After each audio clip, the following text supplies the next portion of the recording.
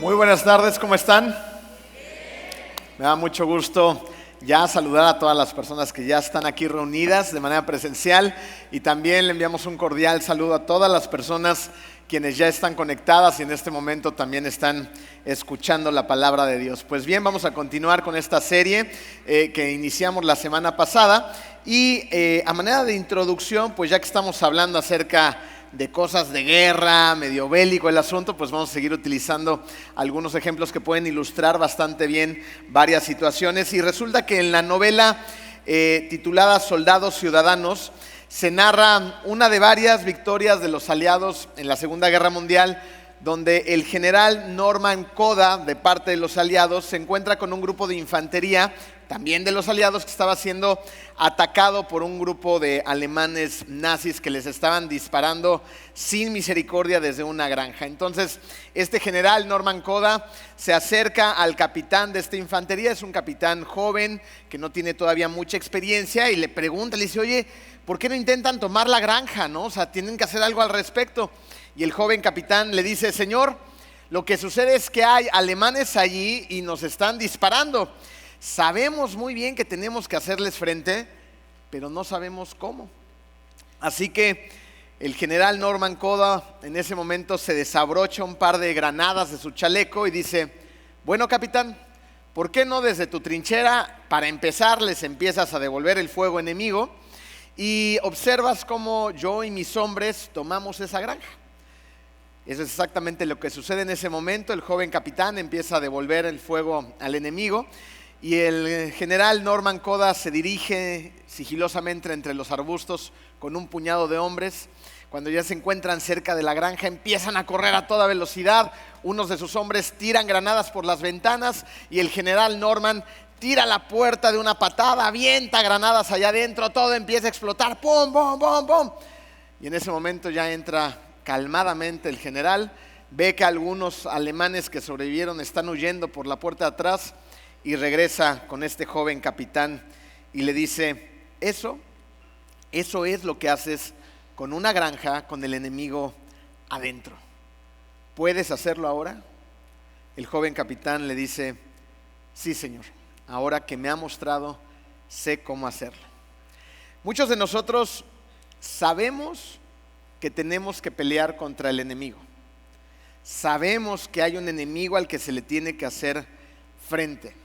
A veces sentimos las ráfagas de metralla pasar muy cerca de nosotros. Sin embargo, no sabemos cómo enfrentar al enemigo. ¿Por qué? Porque nos falta estrategia. Y es precisamente de lo que vamos a hablar el día de hoy. Vamos a orar para que Dios guíe nuestros caminos. Querido Padre, gracias por tanto, gracias por traernos hasta aquí. Te pedimos en este momento que podamos poner todos nosotros juntos como iglesia nuestra atención, nuestra mirada hacia ti. Que tú seas quien se manifieste en esta iglesia, Señor, que tú seas quien habla y quien impacte nuestros corazones. Y el día de hoy nos vayamos con una imagen muchísimo más clara de esta batalla espiritual en la que nos encontramos y de la estrategia que tenemos que llevar a cabo para vencer al enemigo que tú ya has vencido. En el nombre precioso de tu Hijo Jesús. Amén. Pues bien, es evidente, aunque de repente no queramos aceptarlo, no nos demos cuenta, que vivimos en una guerra espiritual, que es el punto número 1 romano en tu programa. Vivimos en una guerra espiritual. Fíjense, la semana pasada Marco habló acerca de sobre cómo la Biblia también habla de la espiritualidad en términos de guerra.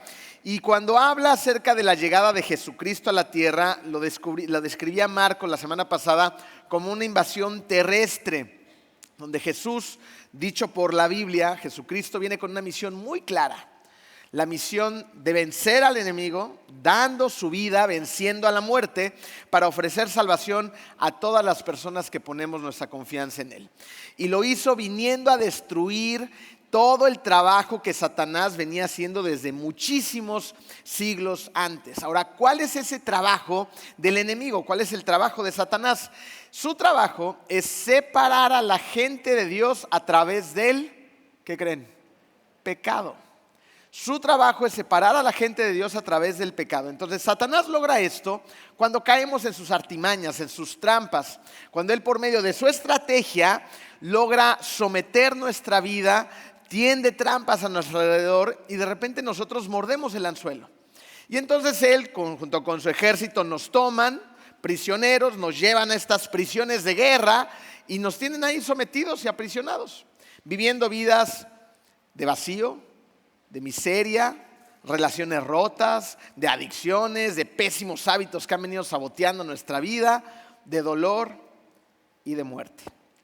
Sin embargo, si tú buscas a Jesús, para empezar, te vas a dar cuenta de algo que es maravilloso. Te vas a dar cuenta de que Jesucristo te ha estado buscando. Y además en Él vas a encontrar cosas maravillosas que solamente Él te puede ofrecer. Vas a encontrar perdón, vas a encontrar restauración, vas a encontrar salvación. Así que como nos podemos dar cuenta, Dios nos libera y lo hace a través de Jesucristo. Pero no solamente te libera para dejarte libre y ya, no decirte ve y disfruta la vida, sé feliz. No, te libera para reclutarte para su ejército. Fíjense, a la acción de Dios de liberarnos, la Biblia lo llama redención. Romanos 3, 23 al 24 dice, pues todos han pecado y están privados de la gloria de Dios, pero por su gracia son justificados gratuitamente mediante la redención que Cristo Jesús efectuó. Entonces, en el momento en el que nosotros ponemos nuestra confianza en Él, en ese momento somos libres. Él nos libera, dejamos de ser prisioneros, prisioneros de Satanás, prisioneros del pecado. Sin embargo, muchas veces nuestra mente sigue atrapada. Somos libres en espíritu, somos libres en verdad. Se ha pagado un precio, pero nuestros pensamientos, nuestros malos hábitos nos hacen creer lo contrario. Y de manera voluntaria nos volvemos a dirigir hacia esa prisión. Ha sido derribada, ya no tiene puertas, ya no hay cadenas, ya no hay grilletes, pero ahí vamos nosotros y nos metemos en nuestras mazmorras a volver a seguir sintiéndonos vacíos, sin significado, sin propósito, solos, abandonados, perdidos en este mundo, cuando eres libre. Sin embargo, Satanás pues sigue tratando de engañarte, ¿no? Porque él no quiere que te des cuenta, número uno, que ya eres de Dios, que eres libre y que ya eres parte del ejército de Dios. Y por lo tanto, si eres parte del ejército de Dios, tienes responsabilidades en ese ejército. ¿Para qué existe? ¿Cuál es la naturaleza de un ejército? ¿Estar acuartelados todo el tiempo sin hacer nada? Claro que no. El ejército evidentemente tiene un tiempo de preparación, de entrenamiento, ¿no? Toman cursos, van aprendiendo cosas nuevas, paracaidismo, manejo de armas, tanques, blindados, esto, el otro.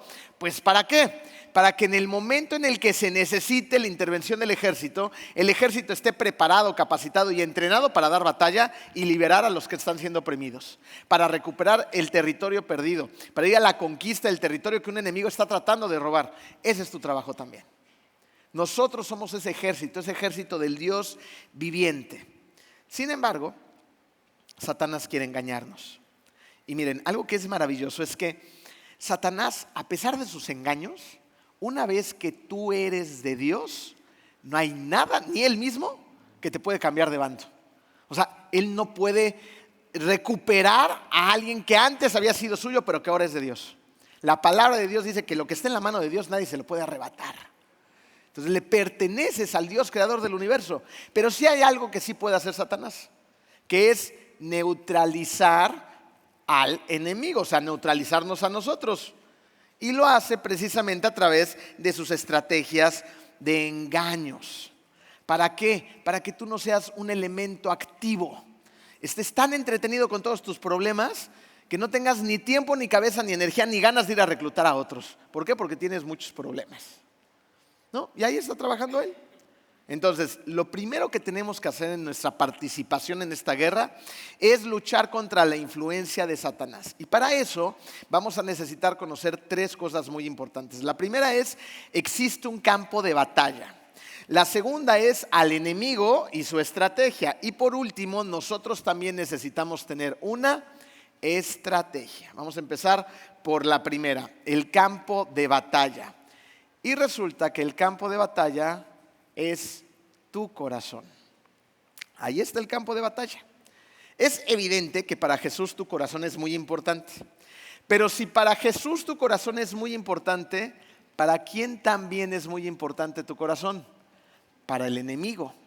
Lo que le importa a Jesucristo, le importa al enemigo.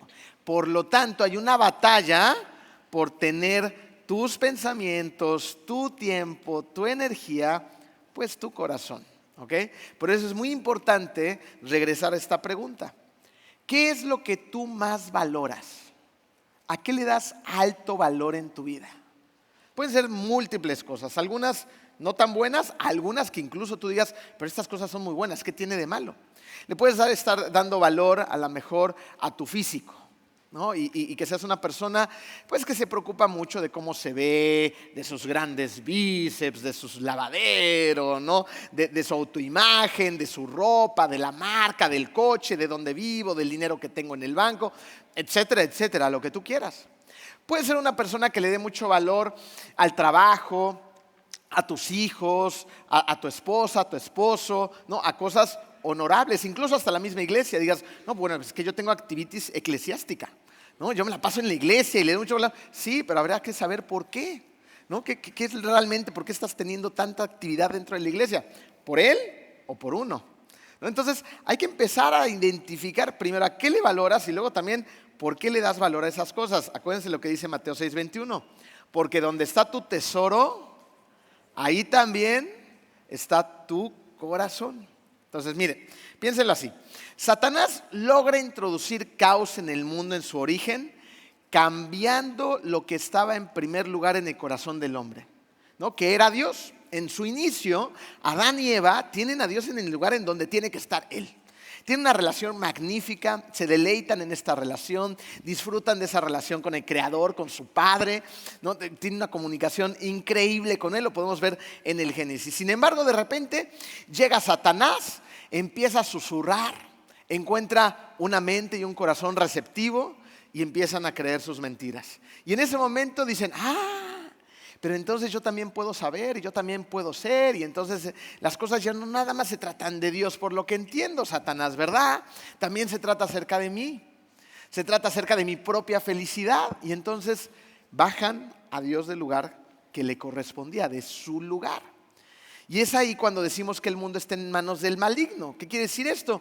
Que el corazón de la gente se ha desviado, que mucha gente de hecho ni siquiera reconoce que es la creación de un Dios perfecto.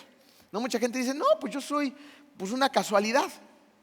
¿No? De repente todo coincidió para que yo fuera un ser humano. ¿No? Y ahora tengo un corazoncito, páncreas, riñón, neuronas, soy sumamente inteligente, puedo crear, me corto y mi cuerpo se sana a sí mismo, ¿no? Mis células se reproducen. Soy algo increíble, pero soy casualidad, ¿no? Entonces, ni siquiera reconocen que hay un Dios, hay un diseñador perfecto que hizo todo, ¿no? Y la gente que a veces reconoce a un Dios empieza a crear sus propios dioses, ¿no? Dioses hechos a su medida, a sus necesidades, a como ellos ven las cosas en lugar de ir a la fuente de verdad que es la palabra de Dios. Entonces nos alejamos completamente de Dios y empezamos a poner otras cosas en el lugar que a Él le corresponde. Aceptar a Cristo es reconocer que Dios es lo más importante de todo, lo cual no necesariamente significa que de un momento a otro tengamos un cambio radical y por completo, ¿sí? En mi caso no fue así. Hay gente que te puede decir, yo he platicado con muchos de ellos que te pueden decir, bueno, es que era marzo de 1999, yo me encontraba en un retiro en la ciudad de Querétaro y en una noche el pastor estaba predicando y dieron el mensaje de salvación y yo me hinqué y recibí al Señor y en ese momento Dios entró en mí por medio de su Espíritu Santo, ¿no? Amén, padrísimo. Bueno, yo no tengo idea cuándo sucedió, ¿no? Lo que sí sé es que en la iglesia donde yo asistía de niño y de jovencito, el pastor hablaba constantemente acerca del plan de salvación y yo cada domingo aceptaba a Cristo en mi corazón, ¿no? Por si las dudas, ¿no? Entonces, yo, el otro domingo, yo, y el otro, yo, no, porque ¿saben qué pasaba en mi caso? Que pues yo salía de la iglesia y yo seguía siendo exactamente el mismo. No veía cambio, entonces por eso era la incertidumbre y era la duda, ¿no? En algún momento que no lo tengo para nada claro, acepté de verdad a Cristo en mi corazón y mi vida empezó a transformarse poco a poquito. Ahora, ¿mi vida ha sido transformada por completo? ¿La tuya? Ninguna, hasta que estemos en la presencia de Dios. Entonces, nuestra vida está siendo constantemente transformada. Esto es un proceso y tiene un nombre en la Biblia. A este proceso se le llama santificación. ¿Qué nos estamos volviendo? ¿En qué nos estamos convirtiendo? En santos. Aunque no lo creas, sí, ese que tienes al lado. Es mi amorcito, ese. Se está convirtiendo en un santo. Poco a poquito. Hay gente que se lleva mucho tiempo, ¿verdad? Pero bueno, estamos en ese proceso. Efesios 1:4 dice: Dios nos escogió en Él antes de la creación del mundo para que seamos santos y sin mancha delante de Él. Fíjense, en la redención tú no puedes hacer nada. Tú no puedes participar, no puedes ayudar. No, la redención es un trabajo que fue ejecutado por Jesucristo. Nada más. Nosotros podemos gozar de los beneficios y de ese tremendo regalo de parte de Él, pero no podemos hacer nada. Pero en el proceso de santificación sí. En el proceso de santificación hay cosas que de hecho debemos hacer. ¿Cuándo? Todos los días. ¿Cómo qué? Como poner a Dios en el primer lugar. ¿Cuándo? Todos los días. ¿Por qué digo que todos los días? Porque no es una decisión de una. Es una decisión de en la mañana, de a mediodía, de a media tarde, de a la hora de la comida, de cuando regreso de trabajar, cuando estoy con el jefe, cuando me hacen enojar, cuando pierdo los estribos, cuando creo que lo que estoy haciendo está bien, cuando no soy humilde. O sea, es una decisión que tengo que tomar todo el tiempo. Y ese es tu trabajo, es mi trabajo. Poner a Dios en primer lugar siempre. Y resulta que tu parte en la santificación está compuesta por dos movimientos estratégicos. El primero es cosas de las que nos tenemos que alejar. Empieza a pensar en unas cuantas. ¿De qué cosas yo me tengo que alejar? ¿Qué cosas no honran a Dios en tu vida? ¿Qué cosas sabes que te distancian de Él, que crean una brecha en mi relación con Cristo? Porque tú podrás decir, bueno, es que 1, 2, 3, estas las tengo claras, pero hay otras que parece que están como en claroscuros, que son como grises. Pero cuando tú sientes que te alejan de Dios, entonces son claras. Hay cosas que te están alejando de tu relación con Dios. ¿Ya las tienen? A ver quién va a ser el primer valiente en pasar al frente. Ah, ¿verdad? No es necesario, tenlas en tu corazón, pero sé honesto contigo. Ahora, una vez que te alejas de esas cosas que no están bien, te tienes que acercar a otras que le agradan a Dios. Pero vamos a cerrar el punto de las cosas que nos tenemos que alejar. Pablo nos dice que le tenemos que dar muerte a esas cosas. Colosenses 3:5. Por tanto, hagan morir todo lo que es propio de la naturaleza terrenal. A ver, dijo aquí, por tanto, vamos administrando el pecado. ¿Dijo eso? Por tanto, pues vamos a ir dejando de hacer poco a poquito eso que deshonra al Señor. No, dice, hagan morir. ¿Ok? Maten a esas cosas que es propio de la naturaleza terrenal, ¿no? Y bueno, ahí creo que todos sabemos a lo que se refiere, esos sentimientos, esas emociones, esas acciones carnales. Ahora, a este proceso también se le tiene un nombre y es el proceso de mortificación. ¿Ok?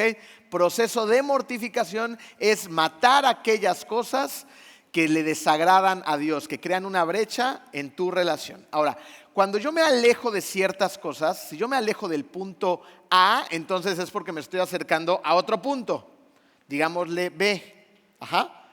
Pero no me alejo simplemente y me alejo y ya. Si me alejo de algo, me estoy acercando a otra cosa.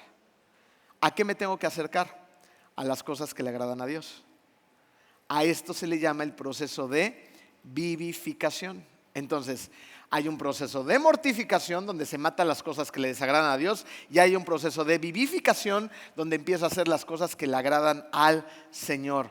Dice Colosenses 3:1 y 2, ya que han resucitado con Cristo, busquen las cosas de arriba donde está Cristo sentado a la derecha de Dios. Concentren su atención en las cosas de arriba, no en las cosas de la tierra. Miren, en el mensaje pasado Marco habló acerca de cómo te das cuenta cuando hay una casa abandonada. ¿Se acuerdan?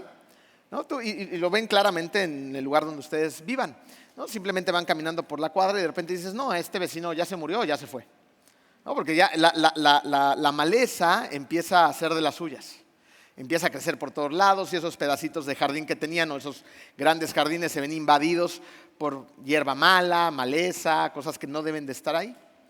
Ahora, ¿qué necesitamos hacer para renovar ese jardín? Ahora no veamos al vecino porque somos buenos viendo al de al lado. Vamos a verlo en nuestro propio jardín. Imagínense que ustedes en algún momento dado pues tuvieron la oportunidad de tener ese bello jardín, pero de repente lo hemos descuidado, ¿no? ¿Qué necesitamos hacer para que ese jardín sea renovado? Si está toda la hierba crecida, sería lógico llegar y decir, bueno, pues aquí traigo un poquito de semillas, ahí las aviento y ahí les echo un poquito de agua. ¿Creen que pasaría algo bueno? No, simplemente empezaría a crecer más y la hierba mala seguiría ocupando el espacio de la semilla que tú quieres que crezca. Entonces, ¿qué tienes que hacer primero?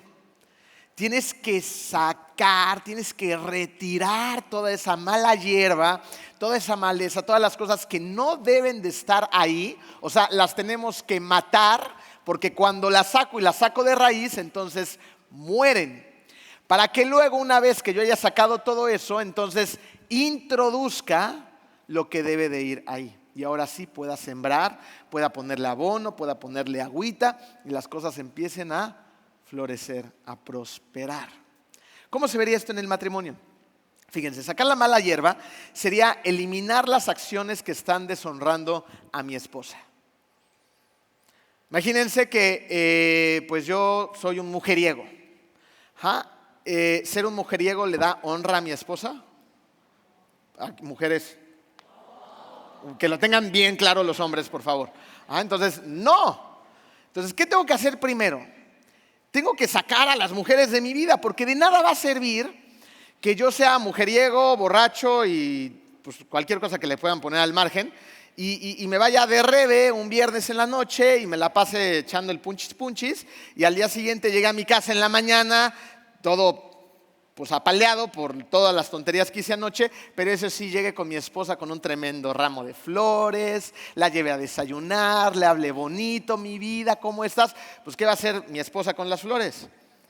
¿Qué harían ustedes? Pues se las zorrajas en la cabeza y buscas hasta las espinas, ¿no? ¿Y quieres ir a desayunar con ese? ¿No? ¿Quieres que desaparezca de tu vista? Porque todo lo que ellos... Y tienes toda la justa razón. Entonces, ¿qué tengo que hacer primero? Pues tengo que dejar de andar de borracho, de mujeriego, honrar a mi esposa, estar a tiempo en mi casa, ¿no? Y hacer las cosas que tengo que hacer. Y al día siguiente, además, hombres le pueden llevar rosas y la pueden llevar a desayunar. ¿Creen que su matrimonio mejoraría? Sí. ¿Vieron cómo dijeron la mayoría de las mujeres eso y ustedes se quedaron calladotes? Entonces, claro que sí. Hay cosas que tenemos que dejar de hacer y hay otras que tenemos que empezar a hacer.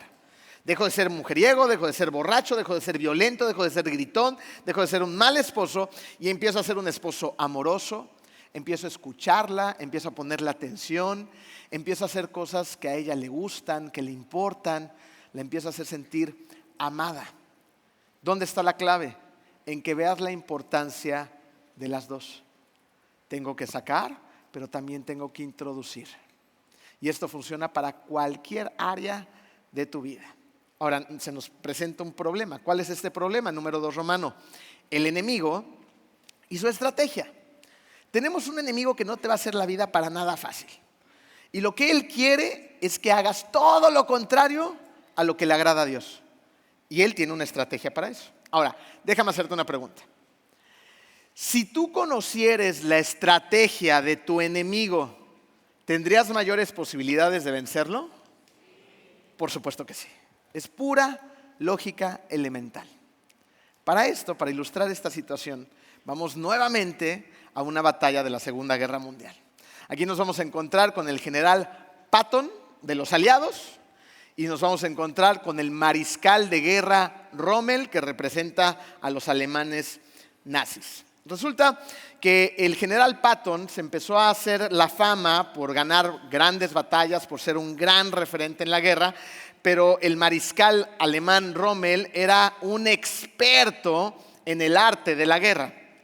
Era tan experto que Rommel se dio a la tarea de escribir un libro de guerra. donde plasmaba sus pensamientos, sus estrategias, sus experiencias y se convirtió en un referente de la guerra. Así que en un momento dado, el general Patton se va a enfrentar contra el mariscal Rommel y pues todos estaban al borde de sus sillas, ¿no? Viendo qué iba a pasar porque se estaban enfrentando dos grandes titanes. Sin embargo, pues la mayoría de la gente le iba a Rommel, aunque querían que ganaran los aliados, pero sabían que Rommel era un experto acerca de la guerra, entonces daban por hecho que él iba a ganar. Sin embargo, empieza la batalla y sucede que el general Patton empieza rápidamente junto con sus hombres a aplastar a Rommel y a su ejército de nazis. Entonces todo el mundo dice, ¿pero cómo pasó esto? Hay una película que precisamente habla acerca de la vida del general Patton y así pues muy americanizada la película, pues están hablando de la victoria del general Patton. De repente ves como la cámara hace un paneo de la batalla y se centra en el general Patton que está en una lomita, de una extensión elevada de tierra y está así con su mano, ¿no? Hablándole a su ejército victorioso. Y está buscando a Rommel al fondo cuando todos van huyendo, todos los alemanes, y el general Patton dice estas palabras, le grita, Rommel, leí tu libro. Y así sabía lo que venía y sabía cómo vencerte. No es algo que podamos hacer tú y yo, es algo que necesitamos hacer nosotros también. Sin embargo, a ver, ¿tú te levantas en la mañana y te pones a leer el manual de la estrategia de guerra de Satanás? Es más, ¿te pones a pensar en estas cosas? Pues la verdad es que no, ¿no? O sea, te levantas en la mañana y ¿sabes en qué te pones a pensar? Si te parece un poquito a mí, en las deudas. ¿Alguien piensa en deudas? Los compromisos, la agenda, las alarmas, ¿no? Los plantones que me han dado que a lo mejor se me van a olvidar y voy a dar, lo complicado del día a día, el estrés, los conflictos, los problemas en la iglesia, los problemas en el negocio, los problemas con tu pareja, los niños, esto, o sea,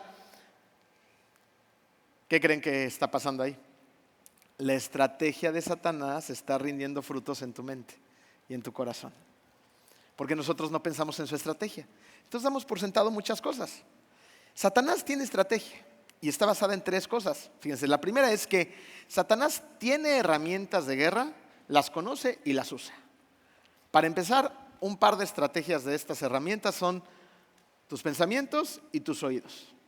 Pensamientos como los que acabo de decir. Desde que te despiertas, ya se metió en tu cabeza con todas las preocupaciones, el estrés y las angustias del día a día. Y está trabajando en esa cabeza.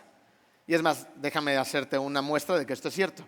De puritita casualidad, así de casualidad, ¿alguien de ustedes ha tenido algún mal pensamiento el día de hoy? Ah, no todos son santos. ¡Qué maravilla! Ya llegamos al cielo, Dios. ¿Han tenido malos pensamientos hoy? Sean sinceros. Yo sí. Yo sí. ¿Alguien ya un poquito de chismecito, domingo sabroso por la mañana en el desayuno? Sí. No, bueno, ya no pregunto más. Creo ya está demostrado el punto, ¿no? O sea, ya tuvimos malos pensamientos, ya fuimos chismosos, ya fuimos lujuriosos, ya fuimos ambiciosos, ya lo que quieran. Y de eso y muchas cosas más. Ya está trabajando, su estrategia está trabajando en nuestras mentes. Número dos, tiene oídos bien dispuestos. Algunos tienen oídos chiquitos y otros más grandotes, pero todos tenemos oídos, ¿verdad? Entonces de repente nos damos cuenta que Satanás está ahí susurrándonos las cosas en el oído de las cuales fuimos rescatados. En un punto de tu vida Dios te mostró que tú tenías significado, que tú tienes un propósito, que tú tienes un destino, pero de repente se nos olvida.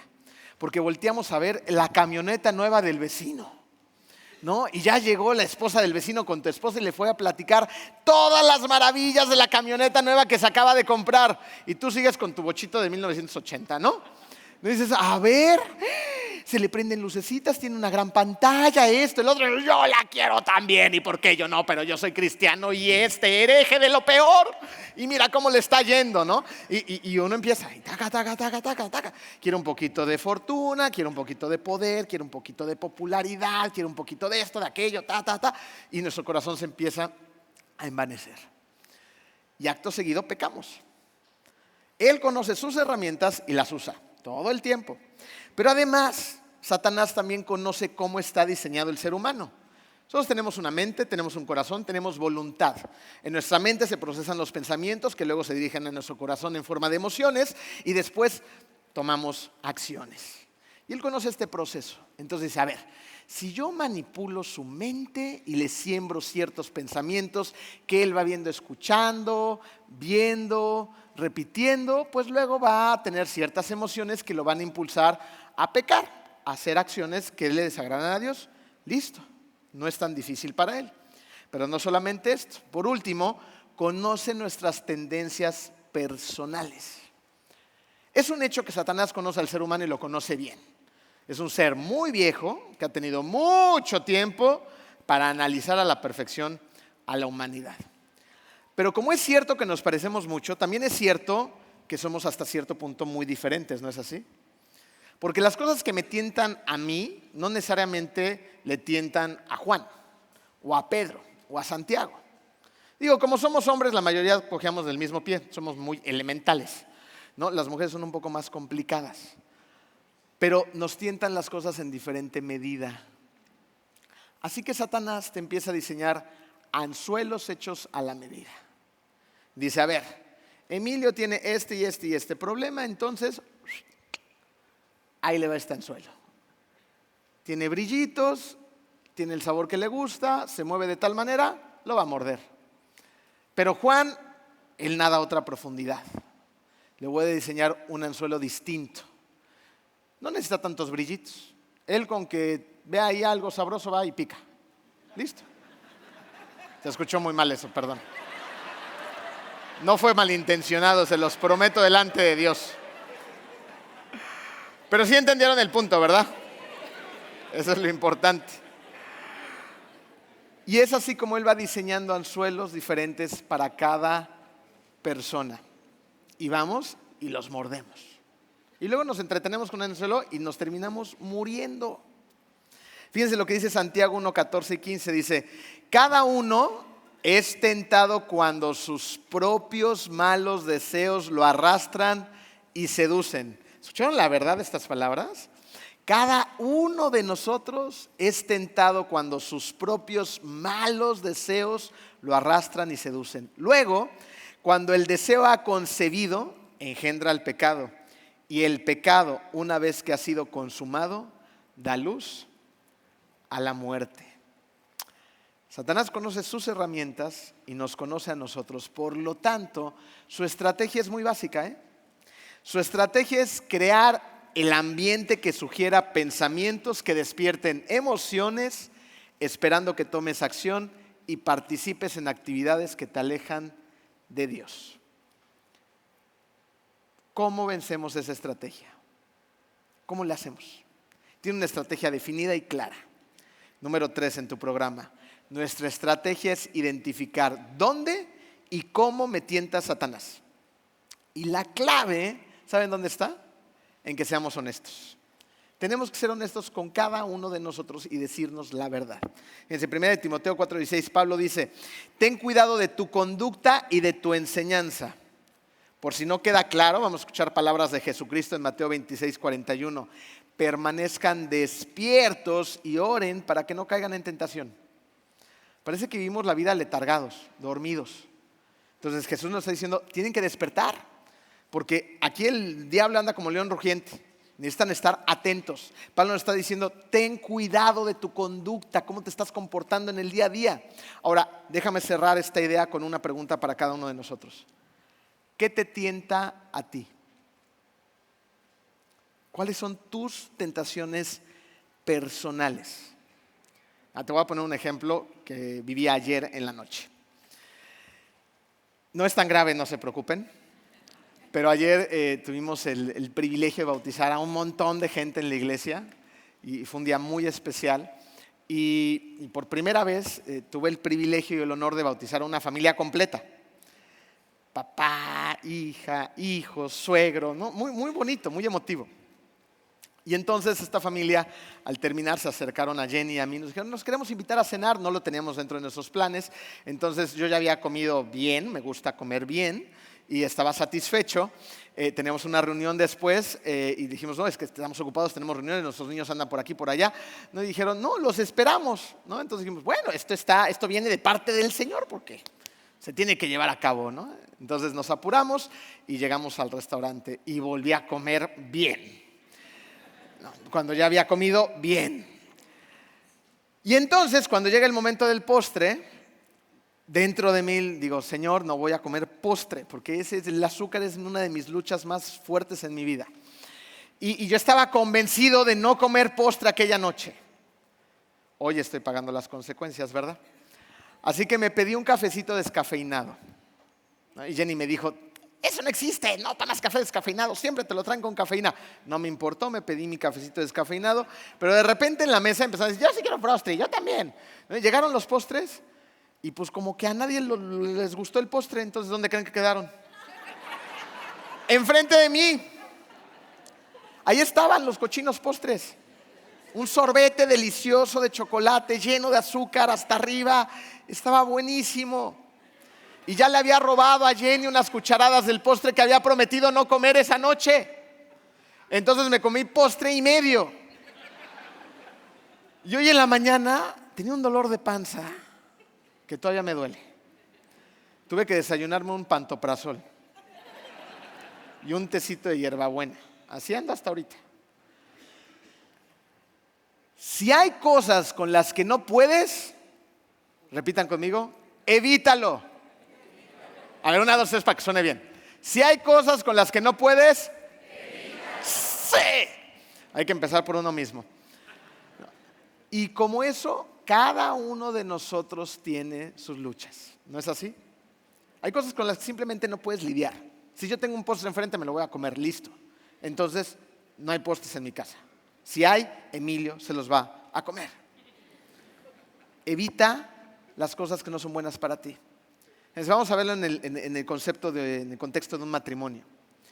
Un matrimonio que está pasando por luchas, por peleas, ¿no? Por momentos complicados.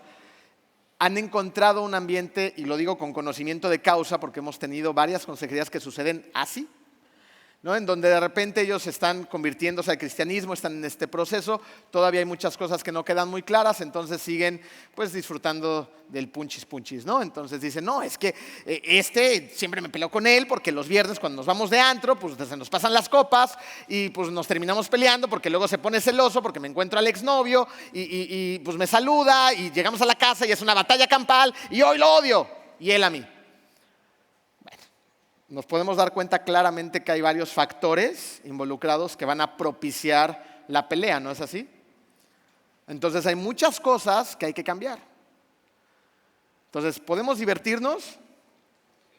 No vayan a creer que somos los cristianos aburridos, por favor, ¿no?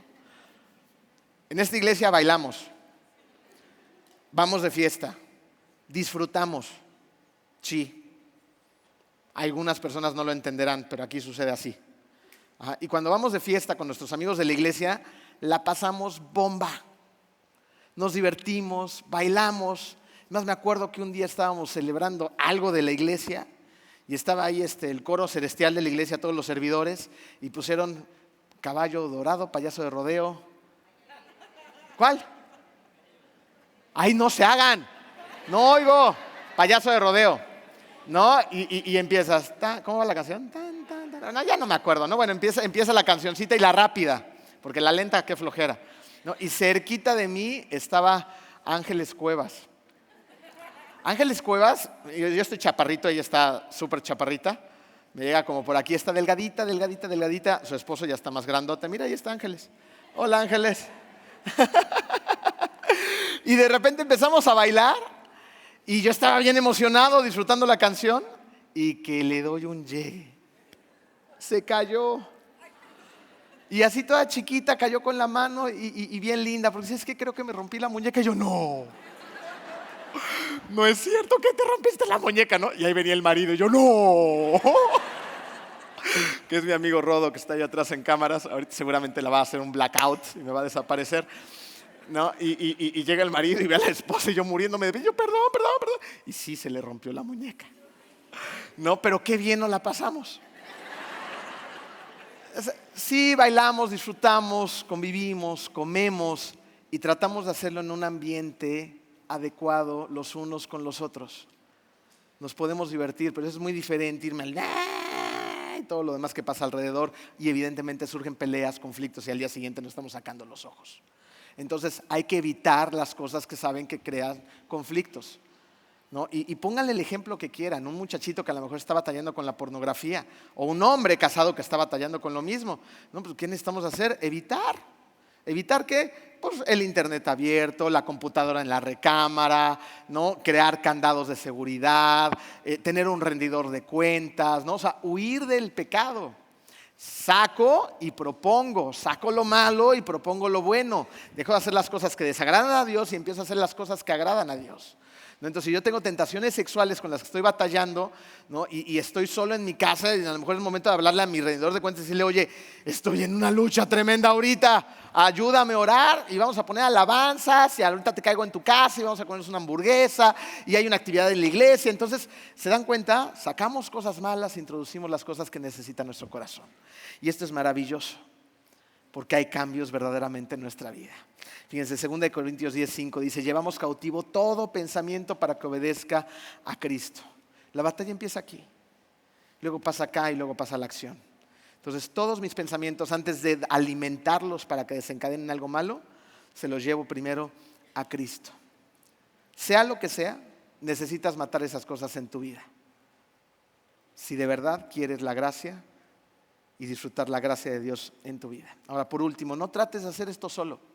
Fíjate lo que dice 2 Timoteo 2:22 en esta versión. Dice, evita las pasiones desordenadas que le complacen a los jóvenes.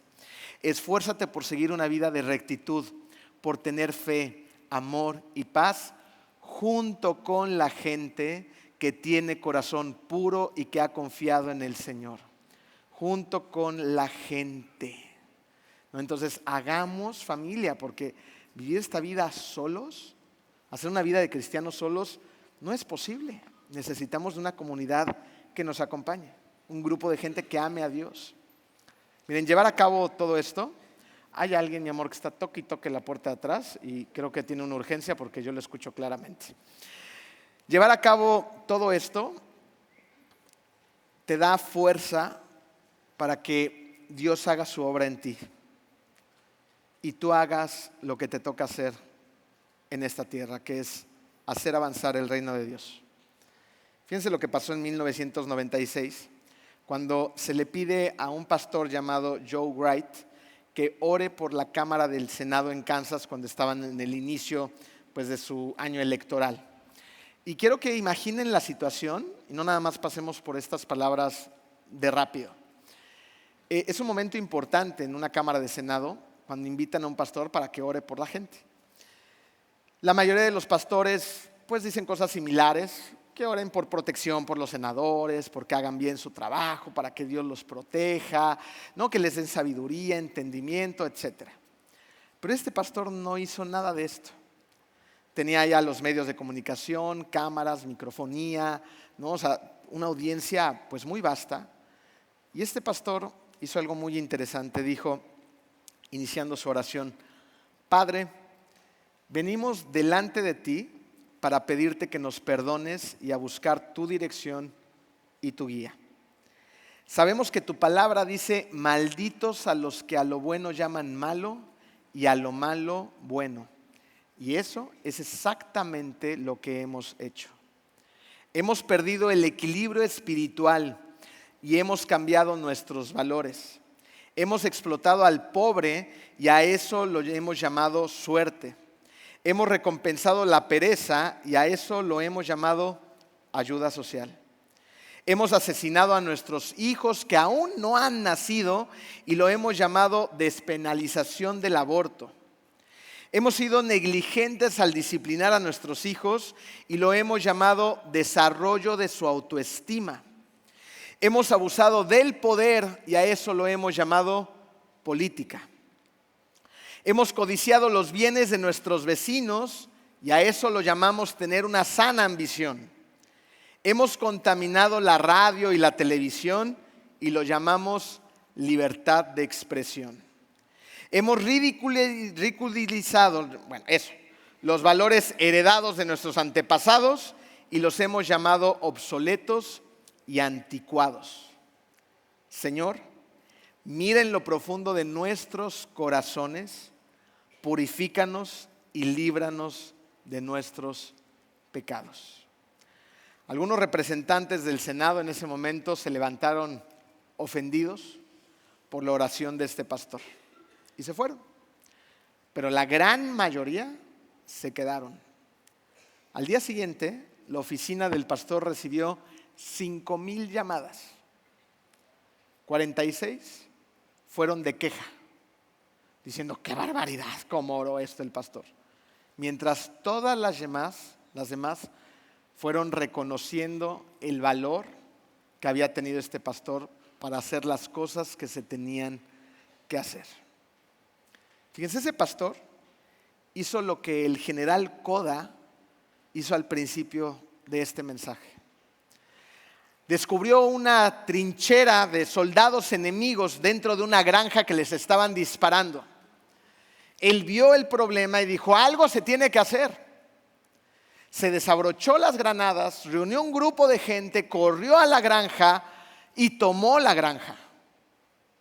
Ese pastor hizo exactamente eso aquel día en el Senado. Llamó bueno a lo bueno, malo a lo malo. Desabrochó las granadas de la palabra de Dios, dijo lo que tenía que decir y empezó a ocupar territorio que el enemigo había ocupado. Eso es lo que tenemos que hacer tú y yo este día y el resto de nuestros días. Estamos en una guerra, en una batalla que es comandada por Jesucristo, el Hijo de Dios, quien ya venció en la batalla. Sin embargo, todavía tenemos un rol que desempeñar. Hay gente que no conoce de Cristo y que probablemente nunca abra una Biblia, y lo que tenga más parecido a una Biblia sea tu propia vida. Así que vayamos y prediquemos el Evangelio con la palabra y con nuestra vida. Vamos a orar. Bendito Padre, te damos tantas gracias, Señor, por tanto. Te damos gracias por tu palabra. Te damos gracias, Señor, porque tú tienes una estrategia, porque nos enseñas cómo, porque nos enseñas a detectar las estrategias del enemigo, Señor, y a dar pasos firmes para recuperar ese territorio que el enemigo ha conquistado. Tú, Señor, ya venciste en esta batalla y tenemos que confiar completamente y plenamente en ti. Eres el Dios creador del universo. Eres todopoderoso, eres omnisciente, eres omnipotente, todo lo puedes, todo lo sabes y en todos lados estás. Ayúdanos a confiar en ti, Señor, y a poner toda nuestra confianza en ti para hacer correctamente nuestro trabajo. En el nombre de Cristo Jesús, amén.